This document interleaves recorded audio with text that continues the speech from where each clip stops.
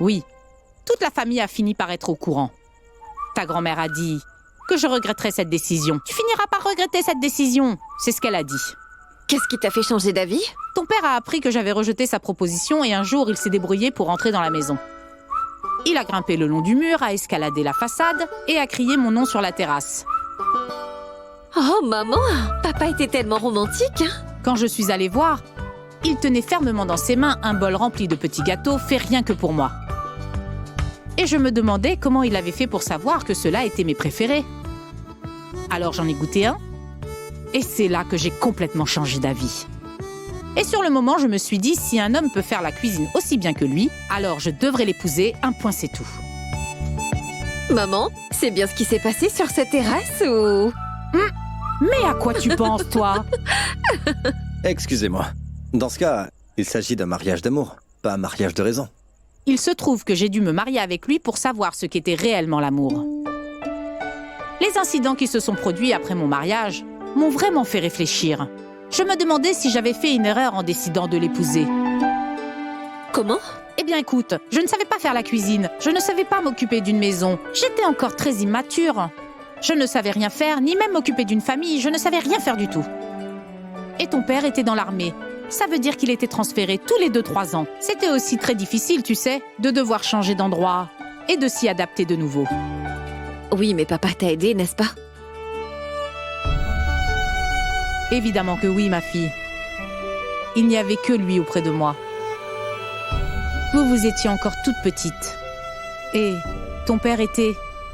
Il était mon meilleur ami et mon mentor. Et il me disait tout le temps... Souda, ne t'en fais pas. Je suis là. Je m'occupe de tout.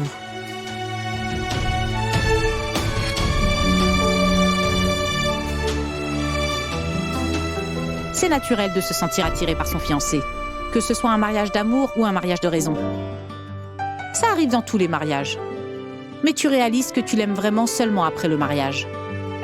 Quand vous commencez votre vie ensemble. Si vous vous comprenez l'un et l'autre, si vous vous acceptez, malgré les lacunes que l'on peut trouver chez l'autre, et vous vous soutenez peu importe la situation dans laquelle vous êtes, et que des deux côtés vous faites toujours des compromis, c'est ça l'amour.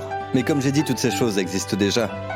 Dans un mariage d'amour, mais Les mariages de raison ne sont égales qu'à des compromis, pas d'amour.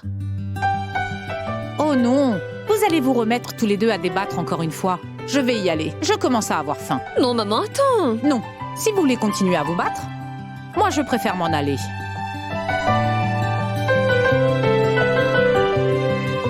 Tu en veux encore? quoi? Tout ça ne prouve rien du tout. Bon, eh bien, moi, je m'en vais. Mira, tu abandonnes encore. Je suis étonnée de ta stupidité. Tu n'as pas cherché l'opinion de ma mère. Même après avoir écouté son point de vue, tu ne peux toujours pas admettre ta défaite. Tu es si têtue. Mira, je l'ai bien écoutée et sache que je la respecte. Mais pourtant, il ne s'agit que de son cas. Ça ne peut clairement pas me servir d'exemple. Peu importe ce que je dis, tu vas finir par me contredire. Je ne suis pas assez spécifique, mais en général, il n'y a que tes exemples qui comptent, non? Mira, il y a très peu de gens qui, comme ta mère, savent entretenir les relations et font durer leur mariage. Ce sont des exceptions. Tu sais quoi? Tu es partial.